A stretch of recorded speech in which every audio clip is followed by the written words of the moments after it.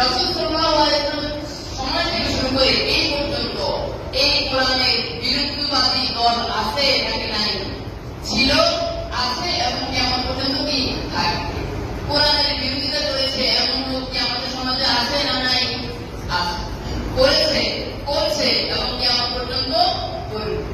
হকের বিপরীতে সবসময় বাতিল এটা থাকবে, এটা কি থাকবে। তবে তাদেরকে মোকাবেলা করেই আমাদেরকে চলতে হবে। আল্লাহ রাব্বুল আলামিন বলেন, ইউরিদুনা লিউতফিউ নূরাল্লাহি বিআফওয়াহিহিম ওয়াল্লাহু মুতিম্মু নূরিহি ওয়ালাউ কারিহাল কাফিরুন।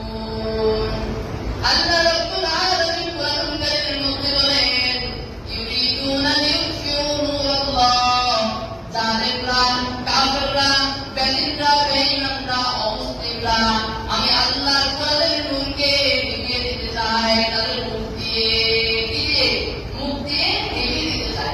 এটা আল্লাহ মুখ দিয়ে বলছেন। তবে আমাদের সমাজে হাত দিয়ে বাতিল ষড়যন্ত্রের মাধ্যমে বাতিলরা, জালেমরা নিভিয়ে দিতে চায়।